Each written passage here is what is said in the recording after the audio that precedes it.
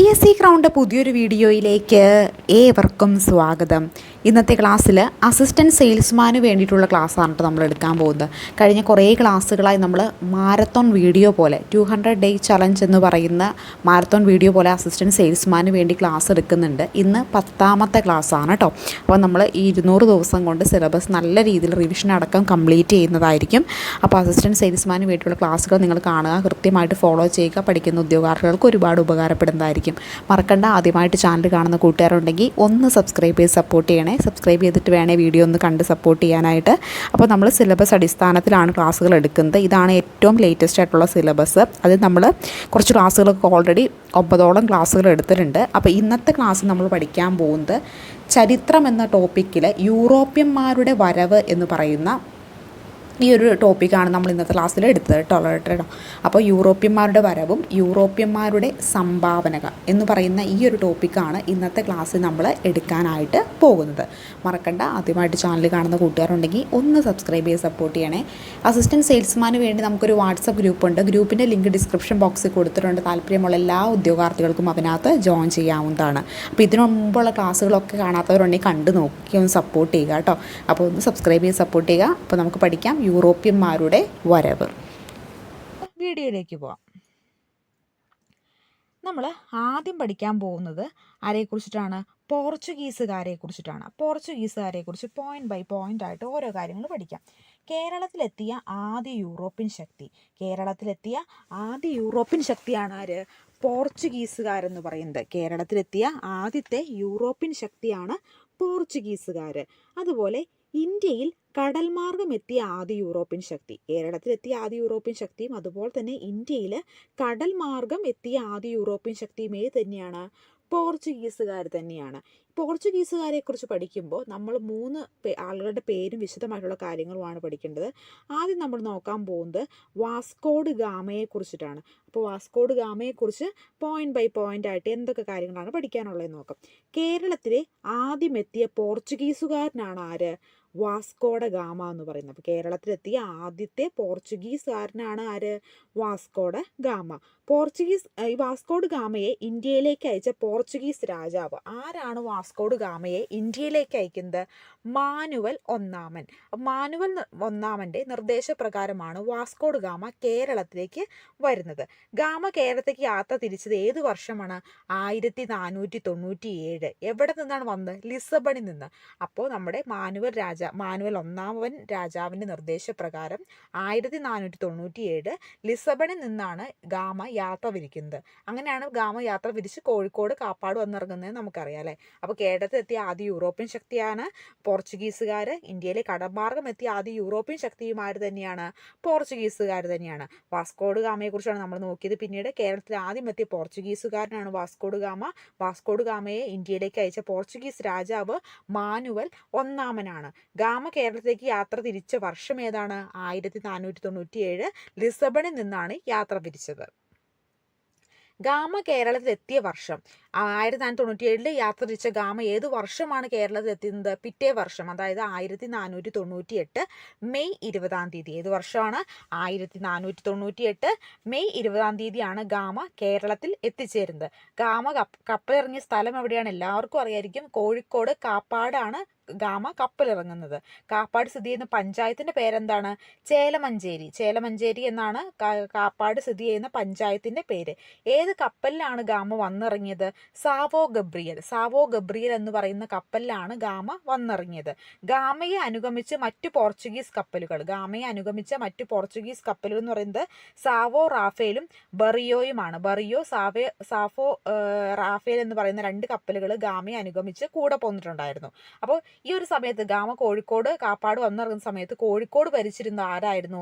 സാമൂതിരി രാജാവാണ് ആ ഒരു സമയത്ത് കോഴിക്കോട് ഭരിച്ചിരുന്നത്. അപ്പോൾ ഗാമ കേരളത്തിൽ എത്തിയ വർഷം 1497 ലിസബണിൽ നിന്ന് പുറപ്പെട്ട് ഗാമ കേരളത്തിൽ എത്തിച്ചേർന്ന വർഷം ഏതാണ്? 1498. പിറ്റേ വർഷം തന്നെ മെയ് 20 തന്നെ ഗാമ എവിടെ എത്തിച്ചേർന്നു? കോഴിക്കോട് കാപ്പാട് കടപ്പുറത്ത് എത്തിച്ചേർന്നു. കാപ്പാട് സ്ഥിതി ചെയ്യുന്നത് ഏത് പഞ്ചായത്തിന്റെ കീഴിലാണ്? ചേമഞ്ചേരി എന്ന് പറയുന്ന പഞ്ചായത്തിന്റെ കീഴിലാണ് കാപ്പാട് സ്ഥിതി സ്ഥിതി ചെയ്യുന്നത്. ഗാമ ഇന്ത്യയിലെത്തിയ കപ്പൽ ഏതാണ്? സാവോ ഗബ്രിയൽ എന്ന് പറയുന്ന കപ്പലിലാണ് ഗാമ ഇന്ത്യയിലെത്തുന്നത്. ഈ ഗാമ വന്ന കപ്പൽ സാവോ ഗബ്രിയൽ ആണെങ്കിലും ഗാമയെ അനുഗമിച്ചുകൊണ്ട് 2 കപ്പലുകൾ വന്നിരുന്നു. അതേതൊക്കെയാണ്? സാവോ റാഫേലും ബെറിയോയും. അതുപോലെ ഈ ഒരു കോഴിക്കോട് വന്നിറങ്ങിയപ്പോൾ കോഴിക്കോട് ഭരിച്ചിരുന്നത് ഏത് രാജാവായിരുന്നു? സാമൂതിരി രാജാവായിരുന്നു ആ ഒരു സമയത്ത് കോഴിക്കോട് ഭരിച്ചിരുന്നത്.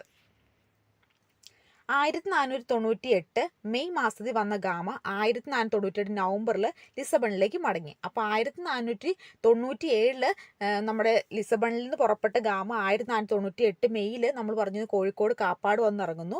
അതേ വർഷം തന്നെ നവംബർ ആയപ്പോഴത്തേക്കും ഗാമ എന്ത് ചെയ്തു? ലിസബണിലേക്ക് തന്നെ തിരിച്ചു പോവുകയുണ്ടായി. പിന്നെ രണ്ടാമത് വീണ്ടും ഗാമ ഇന്ത്യയിലേക്ക് വരികയുണ്ടായി. ഏത് വർഷമാണത്? 1502 കണ്ണൂരാണ്. ആദ്യം കോഴിക്കോട് വന്നിറങ്ങി, പിന്നെ വന്നിറങ്ങിയ സ്ഥലം ഏതായിരുന്നു? കേരളത്തിലെ കണ്ണൂർ എന്ന് പറയുന്ന ജില്ലയിലാണ് രണ്ടാമത് ഗാമ വന്നിറങ്ങുന്നത്. ഏത് വർഷം? 1502. ഗാമയുടെ ഭൗതിക ശരീരം ആദ്യം അടക്കം ചെയ്ത സ്ഥലം സെന്റ് ഫ്രാൻസിസ് പള്ളി കൊച്ചിയിലെ സെന്റ് ഫ്രാൻസിസ് പള്ളിയിലാണ് ഗാമയുടെ ഭൗതിക ശരീരം ആദ്യം അടക്കം ചെയ്തത്. ഇപ്പോൾ സെന്റ് ഫ്രാൻസിസ് പള്ളിയിൽ ഭൗതിക ശരീരമില്ല, ഇവിടുന്ന് പോർച്ചുഗലിലേക്ക് കൊണ്ടുപോയി. അപ്പോൾ കൊച്ചിയിൽ നിന്നും ഗാമയുടെ ഭൗതിക ശരീരം പോർച്ചുഗലിലേക്ക് കൊണ്ടുപോയ വർഷം ഏതാണ്? 1539 പോർച്ചുഗലിലേക്ക് ഗാമയുടെ ഭൗതിക ശരീരം കൊണ്ടുപോവുകയാണ് ഉണ്ടായത്. അപ്പോൾ 1497 ലിസബണിൽ നിന്ന് പുറപ്പെട്ട് ഗാമ 1498 മെയ് മാസത്തിൽ വന്ന ഗാമ 1498 അതേ വർഷം നവംബർ തന്നെ ലിസബണിലേക്ക് മടങ്ങി പോവുകയുണ്ടായി. രണ്ടാമത് ഗാമ വരുന്നത് 1502 കണ്ണൂരിലാണ് വന്നിറങ്ങുന്നത്. ഗാമയുടെ ഭൗതിക ശരീരം അടക്കം ചെയ്ത ആദ്യത്തെ പള്ളി സെന്റ് ഫ്രാൻസിസ് പള്ളിയാണ് കൊച്ചിയിലെ. പിന്നീട് കൊച്ചിയിൽ നിന്നും ഗാമയുടെ ഭൗതിക ശരീരം പോർച്ചുഗലിലേക്ക് കൊണ്ടുപോയി. ഏത് വർഷം? 1539 പോർച്ചുഗലിലേക്ക് ഭൗതിക ശരീരം കൊണ്ടുപോയി. വാസ്കോഡ് ഗാമയുടെ ഭൗതിക ശരീരം അടക്കം ചെയ്ത പോർച്ചുഗലിലെ പള്ളിയാണ് ജെറോനീമനിമസ് കത്തീഡ്രൽ എന്ന് പറയുന്നത്. ജെറോനീമനിമസ് കത്തീഡ്രൽ ആണ് വാസ്കോഡ് ഗാമയുടെ ഭൗതിക ശരീരം അടക്കം ചെയ്ത പോർച്ചുഗലിലെ പള്ളി. ഗാമ ക്രിസ്ത്യൻ പള്ളി എന്ന് കരുതി പ്രാർത്ഥിച്ച ക്ഷേത്രം. ഗാമ ക്രിസ്ത്യൻ പള്ളി എന്ന് കരുതി ഒരു ക്ഷേത്രത്തിൽ കയറി പ്രാർത്ഥിച്ചിട്ടുണ്ടായിരുന്നു. ആ ക്ഷേത്രത്തിന്റെ പേരാണ് പുത്തൂർ ക്ഷേത്രം. ഏത് ജില്ലയിൽ സ്ഥിതി ചെയ്യുന്നു? കോഴിക്കോട് ജില്ലയിലെ പുത്തൂർ ക്ഷേത്രത്തിലാണ് ഗാമ പള്ളിയാണെന്ന് കരുതി പ്രാർത്ഥിച്ച ക്ഷേത്രം. ഗാമ എന്ന പട്ടണം സ്ഥിതി ചെയ്യുന്ന സംസ്ഥാനം, ഇന്ത്യയിൽ ഗാമ എന്ന് പറയുന്ന വാസ്കോഡ് ഗാമ എന്ന് പറയുന്ന പട്ടണം സ്ഥിതി ചെയ്യുന്ന സംസ്ഥാനം ഏതാണ്? ഗോവയാണ്. ഗാമയുടെ കപ്പൽ എന്ന കൃതി രചിച്ചത് പി കുഞ്ഞിരാമൻ നായരാണ്. ഗാമയുടെ കപ്പൽ എന്ന കൃതി രചിച്ചത് ആരാണ്? പി കുഞ്ഞിരാമൻ നായരാണ്. വാസ്കോഡ് ഗാമയുടെ ഭൗതിക ശരീരം അടക്കം ചെയ്ത പോർച്ചുഗലിലെ പള്ളിയാണ് ജെറോനീമനിമസ് കത്തീഡ്രൽ എന്ന് പറയുന്നത്. ഗാമ ക്രിസ്ത്യൻ പള്ളി എന്ന് കരുതി പ്രാർത്ഥിച്ച ക്ഷേത്രം പുത്തൂർ ക്ഷേത്രമാണ്. കോഴിക്കോട് ജില്ലയിലെ ഗാമ എന്ന പട്ടണം സ്ഥിതി ചെയ്യുന്ന സംസ്ഥാനം ഗോവയാണ്. ഗാമയുടെ കപ്പൽ എന്ന കൃതി രചിച്ചത് ആരാണ്?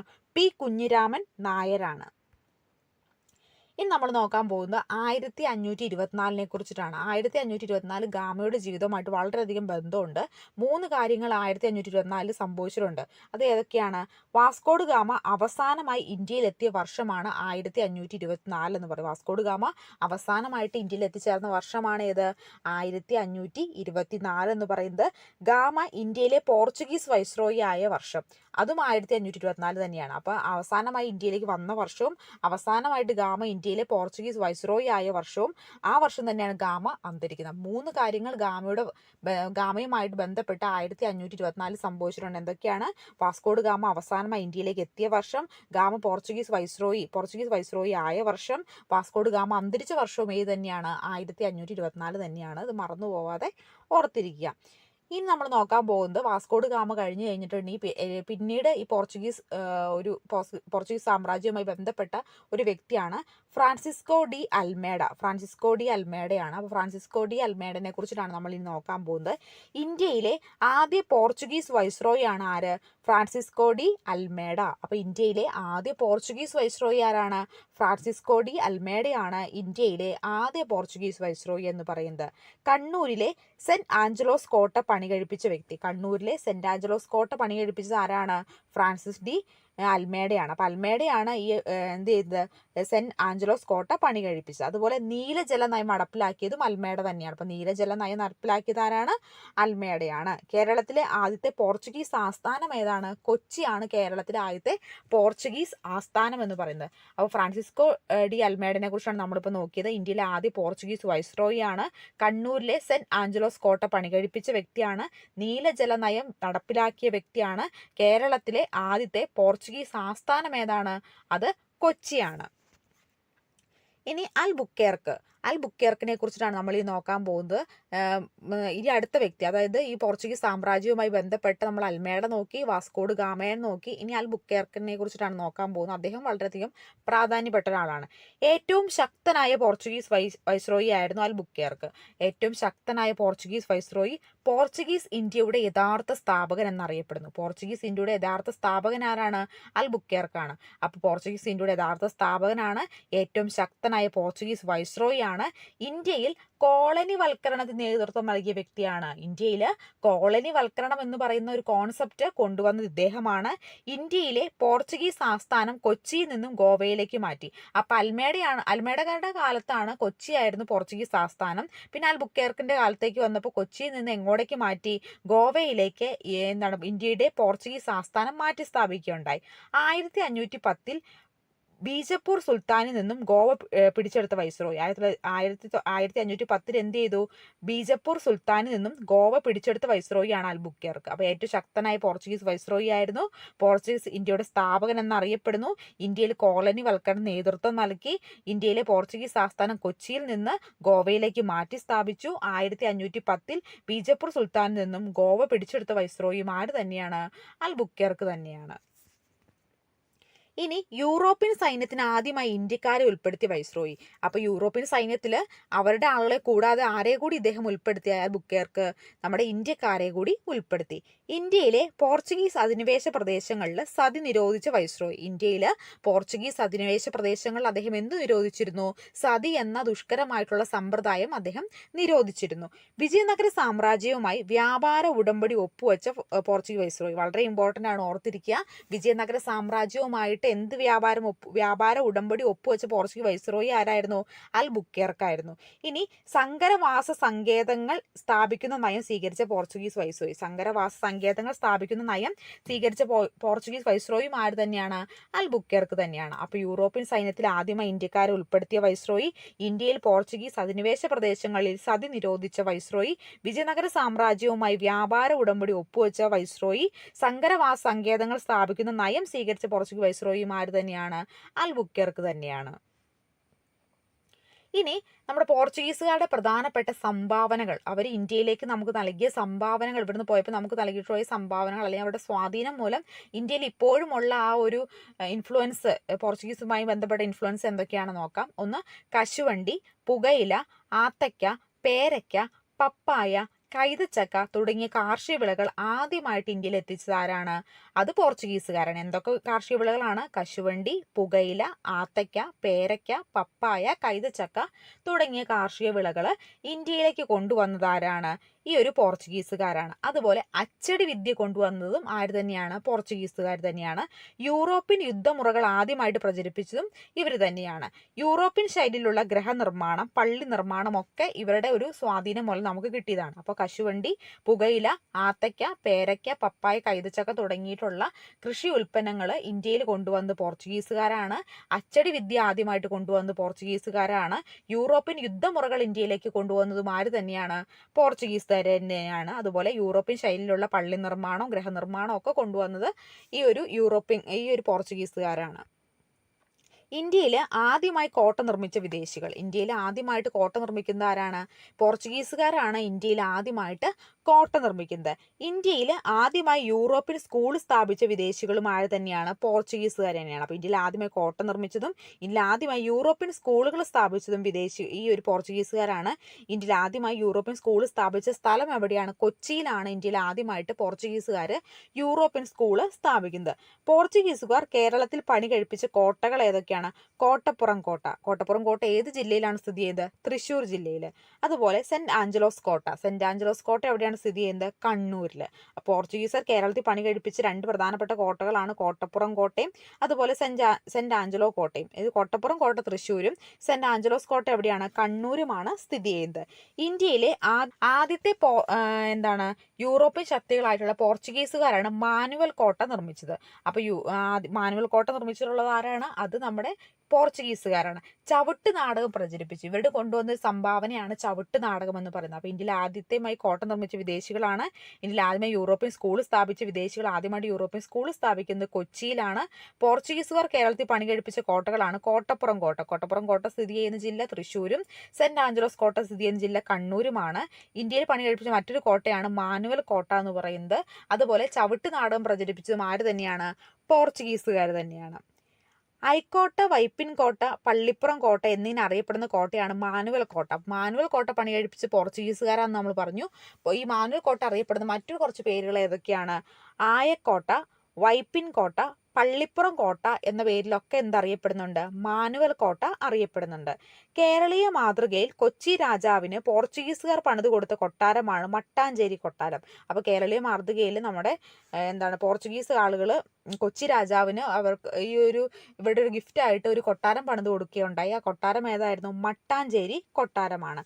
മട്ടാഞ്ചേരി കൊട്ടാരം 1663 ഡച്ചുകാർ പുതുക്കി പണിതു. അതുകൊണ്ട് തന്നെ ഈ കൊട്ടാരം ഡച്ച് കൊട്ടാരം എന്നും അറിയപ്പെടുന്നു. മട്ടാഞ്ചേരി കൊട്ടാരം അറിയപ്പെടുന്ന മറ്റൊരു പേരാണ് എന്ത്? ഡച്ച് കൊട്ടാരം. കാരണം എന്താ? ഈ ഡച്ചുകാർ വന്ന സമയത്ത് ഈ കോട്ട ഒന്ന് പുതുക്കി പണിത് കൊടുത്തു. അതുകൊണ്ട് തന്നെ ഡച്ച് കൊട്ടാരം എന്നും ഈ കോട്ട അറിയപ്പെടുന്നുണ്ട്. ഈ കൊട്ടാരം അറിയപ്പെടുന്നുണ്ട്. ഇന്ത്യയിലെ ആദ്യത്തെ അച്ചടിശാല സ്ഥാപിച്ചത് ആരാണ്? അച്ചടി വിദ്യ കൊണ്ടുവന്നത് നമ്മൾ പറഞ്ഞു പോർച്ചുഗീസുകാരാണ്. അവരാണ് അച്ചടിശാല സ്ഥാപിക്കുന്നു. ആദ്യമായിട്ട് ഇന്ത്യയിൽ അച്ചടിശാല സ്ഥാപിച്ച സ്ഥലം എവിടെയാണ്? ഗോവയാണ്. അപ്പോൾ ഈ ഒരു മാനുവൽ കോട്ട ഏതൊക്കെ പേരിൽ അറിയപ്പെടുന്നു? ആയക്കോട്ട, വൈപ്പിൻ കോട്ട, പള്ളിപ്പുറം കോട്ട എന്നീ പേരുകൾ അറിയപ്പെടുന്നുണ്ട്. അതുപോലെ കേരളീയ മാതൃകയിൽ കൊച്ചി രാജാവിന് പോർച്ചുഗീസ് പണിത് കൊടുത്ത കൊട്ടാരമാണ് ഏത്? മട്ടാഞ്ചേരി കൊട്ടാരം.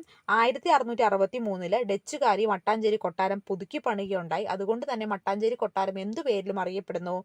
ഡച്ച് കൊട്ടാരം എന്ന പേരിലും അറിയപ്പെടുന്നു. ഇന്ത്യയിൽ ആദ്യമായിട്ട് അച്ചടിശാല സ്ഥാപിച്ചത് എവിടെയാണ്? ഈ ഒരു പോർച്ചുഗീസുകാർ ഗോവയിലാണ്.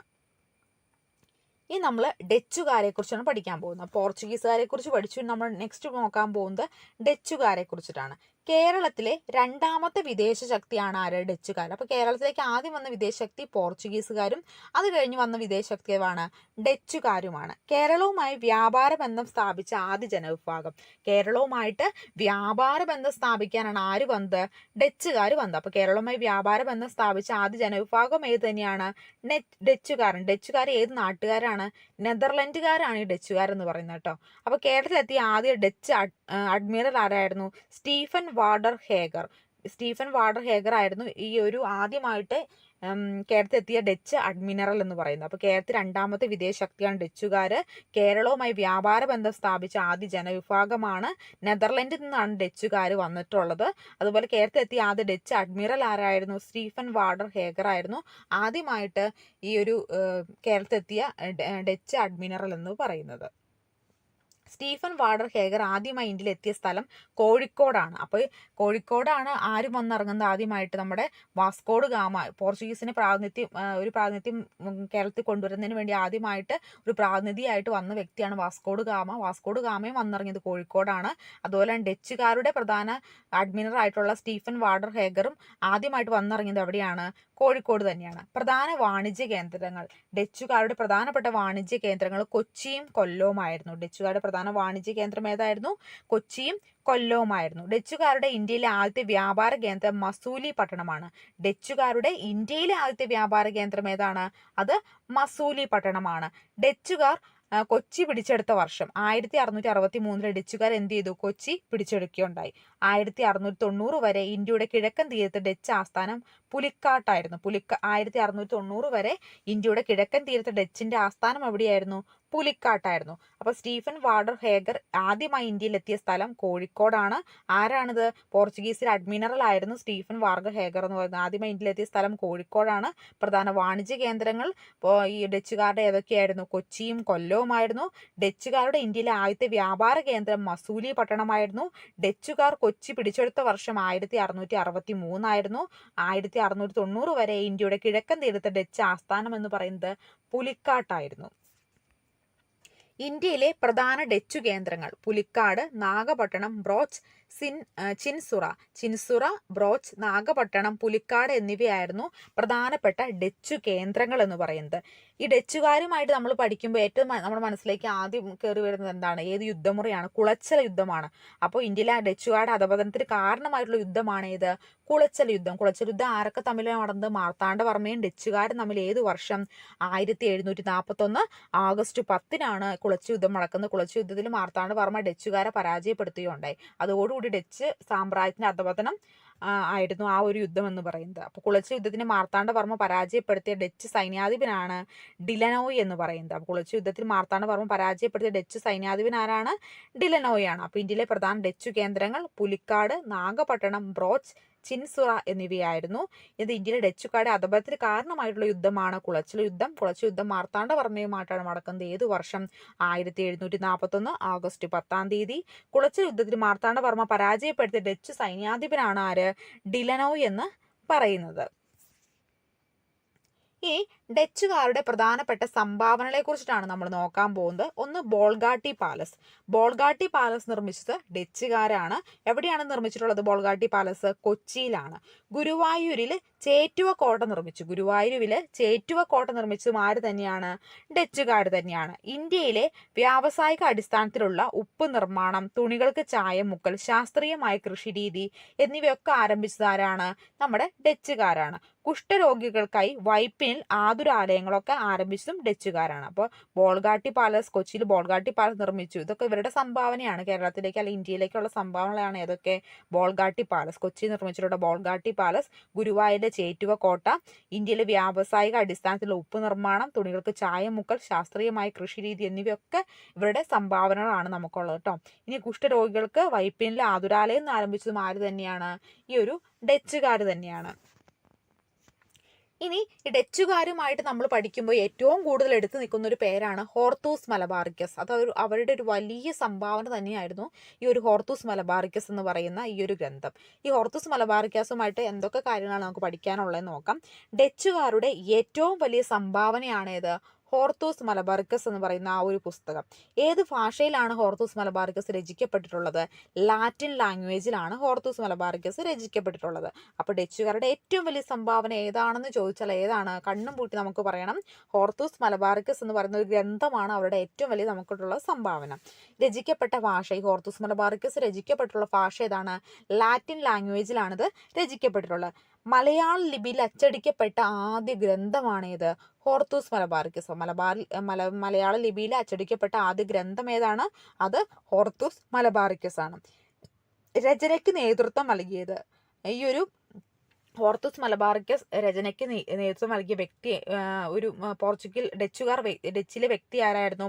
അത് ഹെൻറി വാൻ റീഡർ ആയിരുന്നു. ഹെൻറി വാൻ റീഡർ ആണ് ഹോർത്തൂസ് മലബാറിക്കസ് എന്ന പുസ്തകത്തിന് അച്ചടിക്ക് നേതൃത്വം നൽകിയ അഡ്മിറൽ എന്ന് പറയുന്നത്. അപ്പോൾ ഡച്ചുകാരുടെ ഏറ്റവും വലിയ സംഭാവനയാണത്. രചിക്കപ്പെട്ട ലാംഗ്വേജ് ലാറ്റിൻ ആണ്. മലയാളം ലിപിയിൽ അച്ചടിക്കപ്പെട്ട ആദ്യ ഗ്രന്ഥമാണ്. ഈ ഒരു ഹോർത്തൂസ് മലബാറിക്കസിന്റെ രചനയ്ക്ക് നേതൃത്വം നൽകിയ അഡ്മിറൽ എന്ന് പറയുന്ന ആരാണ്? ഹെൻറി വാൻ റീഡർ ആണ്.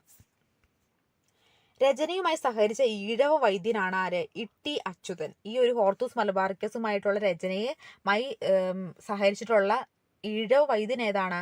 ഇട്ടി അച്യുതനാണ്. രചനയുമായി സഹകരിച്ചിട്ടുള്ള രചനയുമായിട്ട് ഈ ഹോർത്തൂസ് മലബാറിക്കസ് രചനയുമായിട്ട് സഹകരിച്ചിട്ടുള്ള ബ്രാഹ്മണന്മാരെന്ന് പറയുന്നത് രംഗഭട്ട്, അപ്പുഭട്ട്. അപ്പോൾ രംഗഭട്ട്, അപ്പുഭട്ട് എന്ന് പറയുന്നവർ ഈ ഒരു രചനയുമായിട്ട് സഹകരിച്ചിട്ടുള്ള ബ്രാഹ്മണന്മാരാണ്. രചനയുമായി സഹകരിച്ച ഇറ്റാലിയനാണ് ആര്? കാർമലൈറ്റ് സന്യാസി. ഒരു കാർമലൈറ്റ് സന്യാസി ഉണ്ടായിരുന്നു. ഈ രചനയുമായി സഹകരിച്ച ഇറ്റാലിയൻ കാർമലൈറ്റ് സന്യാസിയാണ് ആര്? മാത്യൂസ് എന്ന് പറയുന്നത്. ഇതിനകത്ത് പ്രതിപാദിക്കുന്ന വിഷയം എന്താണ്? ഹോർത്തൂസ് മലബാറിക്കസിനെ കുറിച്ച് നമ്മൾ ഒരുപാട് കാര്യങ്ങൾ പറഞ്ഞു. ഈ ഒരു ഹോർത്തൂസ് മലബാറിക്കസ് എന്ന് പറയുന്ന പുസ്തകം എന്തിനെ പ്രതിപാദിക്കുന്നതാണ്? മലബാറിലെ ഔഷധ സസ്യങ്ങളെ കുറിച്ച് പ്രതിപാദിക്കുന്ന പുസ്തകമാണ് ഹോർത്തൂസ് മലബാറിക്കസ് എന്ന് പറയുന്നത്. അപ്പോൾ ഈ ഹോർത്തൂസ് മലബാറിക്കസിന്റെ രചനയിൽ സഹകരിച്ച ഈഴ വൈദ്യൻ ഇട്ടി അച്യുതനാണ്. രചനയുമായിട്ട് സഹകരിച്ച ബ്രാഹ്മണ രംഗഭട്ടും അപ്പുഭട്ടുമാണ്. രചനയുമായി സഹകരിച്ച ഇറ്റാലിയൻ കാർമലൈറ്റ് സന്യാസി മാത്യൂസ് ആണ്. ഇതിൽ പ്രതിപാദിക്കുന്ന വിഷയം മലബാറിലെ ഔഷധ സസ്യങ്ങളെ കുറിച്ചിട്ടാണ്. ഹോർത്തൂസ് മലബാറിക്കസ് എന്ന വാക്കിന്റെ അർത്ഥം എന്താണ്? മലബാറിന്റെ പൂന്തോട്ടം. അതായത് മലബാറിലെ ഔഷധ സസ്യങ്ങളെ കുറിച്ചിട്ടാണ് ഇത് പ്രതിപാദിക്കുന്നത്. അതുകൊണ്ട് തന്നെ ഈ ഒരു ഹോർത്തൂസ് മലബാറിക്കസ് എന്ന വാക്കിന്റെ അർത്ഥം തന്നെ എന്തെന്നാണ്? മലബാറിന്റെ പൂന്തോട്ടം എന്നാണ്. ഇനി കേരള രാമം എന്നും ഇത് അറിയപ്പെടുന്നു. ഹോർത്തൂസ് മലബാറിക്കസ് അറിയപ്പെടുന്ന മറ്റൊരു പേരാണ് ഏത്? കേരള രാമം എന്ന് പറയുന്നത്. ഇതിനകത്ത് പ്രതിപാദിക്കുന്ന ആദ്യ വൃക്ഷം, ഈ ഒരു പുസ്തകത്തിൽ പ്രതിപാദിക്കുന്ന ആദ്യ വൃക്ഷം ഏതാണ്? തെങ്ങാണ്. തെങ്ങിനെ കുറിച്ചാണ് ഈ പുസ്തകത്തിൽ തുടക്കത്തിൽ പ്രതിപാദിക്കുന്നത്. ആദ്യമായി ഇംഗ്ലീഷ് മലയാളം ഭാഷകളിലേക്ക് വിവർത്തനം ചെയ്ത് ഈ ഒരു ഹോർത്തൂസ് മലബാറിക്കസ് ആദ്യമായിട്ട് ഇംഗ്ലീഷ് മലയാളം ഭാഷകളിലേക്ക് വിവർത്തനം ചെയ്ത ആരാണ്? Doctor KS മണിലാലാണ്. ഈ ഹോർത്തൂസ് മലബാറിക്കസ് ഏത് ലാംഗ്വേജിലാണ് രചിക്കപ്പെട്ടത്? നമ്മൾ വീഡിയോയുടെ ഈ ഒരു സംഭാവനകൾ പഠിച്ച ഹോർത്തൂസ് മലബാറിക്കസുമായി ബന്ധപ്പെട്ട കാര്യം പഠിച്ചു പറഞ്ഞിരുന്നു. ഏതായിരുന്നു അത്? ലാറ്റിൻ ലാംഗ്വേജിലാണിത് ഈ ഒരു രചന നടന്നിട്ടുള്ളത്. ഈ ഒരു രചനയെ ഇംഗ്ലീഷ് മലയാളം ലാംഗ്വേജിലേക്ക് തർജ്ജിമ ചെയ്ത അല്ലെങ്കിൽ വിവർത്തനം ചെയ്ത ആരാണ്? അത് ഡോക്ടർ KS മണിലാലാണ്. ഹോർത്തൂസ് മലബാറിക്കസ് എന്ന വാക്കിന്റെ അർത്ഥം മലബാറിന്റെ പൂന്തോട്ടം എന്നാണ്. കേരള രാമം എന്നറിയപ്പെടുന്ന പുസ്തകം ഏതാണ്? അത് ഹോർത്തൂസ് മലബാറിക്കസ് ആണ്. ഇത് പ്രതിപാദിക്കുന്ന ആദ്യ വൃക്ഷം തെങ്ങാണ്. ആദ്യമായി ഇംഗ്ലീഷ് മലയാളം ഭാഷകളിലേക്ക് വിവർത്തനം ചെയ്തിട്ടുള്ളത് ആരാണ്? Doctor KS മണിലാലാണ്. അപ്പോൾ ഓർക്കുക, നമ്മുടെ ഈ ഒരു ഡച്ചുകാരുടെ ഏറ്റവും വലിയ സംഭാവന ഏത് എന്ന് ചോദിച്ചിട്ടുണ്ടെങ്കിൽ അത് ഏതാണ്? അത് ഹോർത്തൂസ് മലബാറിക്കസ് ആണ്. അപ്പോൾ നമ്മൾ കേരള ചരിത്രത്തെക്കുറിച്ചിട്ടാണ് ഇന്നത്തെ ക്ലാസ്സിൽ നോക്കിയത്. കേരള ചരിത്രവുമായി ബന്ധപ്പെട്ടുള്ള പോർച്ചുഗീസുകാരെക്കുറിച്ചും ഡച്ചുകാരെക്കുറിച്ചുമാണ് നമ്മളിപ്പോൾ പറഞ്ഞു പോയത്. അപ്പോൾ നിങ്ങൾക്ക് ഈ വീഡിയോ ഇഷ്ടപ്പെട്ടു വിചാരിക്കുന്നു. ഇഷ്ടപ്പെട്ടെങ്കിൽ തീർച്ചയായും ലൈക്ക് ചെയ്യാനും ഷെയർ ചെയ്യാനും കമൻറ്റ് ചെയ്യാനും മറക്കല്ലേ. അപ്പോൾ ഇന്നത്തെ ചോദ്യം ഇതാണ്. ഈ ഒരു വീഡിയോയിൽ നിന്നുള്ള നമ്മുടെ ചോദ്യം, പോർച്ചുഗീസിലേക്കും കോഴിക്കോട് കാപ്പാട് കടപ്പുറത്തിറങ്ങിയ പോർച്ചുഗീസിൻ്റെ ഒരു സാന്നിധ്യം കേരളത്തിൽ അറിയിക്കാൻ വന്ന ആദ്യത്തെ വ്യക്തി ആരായിരുന്നു എന്നുള്ളതാണ് ആദ്യത്തെ ചോദ്യം. ഇനി രണ്ടാമത്തെ ചോദ്യം എന്താണെന്നാൽ, ഹോർത്തൂസ് മലബാറിക്കസ് എന്ന പുസ്തകം ഏത് ലാംഗ്വേജിലാണ് രചിക്കപ്പെട്ടിട്ടുള്ളത്? അപ്പോൾ ഈ രണ്ട് ചോദ്യത്തിന് ഉത്തരം നിങ്ങൾ കമൻ്റായിട്ട് രേഖപ്പെടുത്തുക. അപ്പം നമുക്കിനി മറ്റൊരു വീഡിയോയുമായി കാണാം. Thank you so much.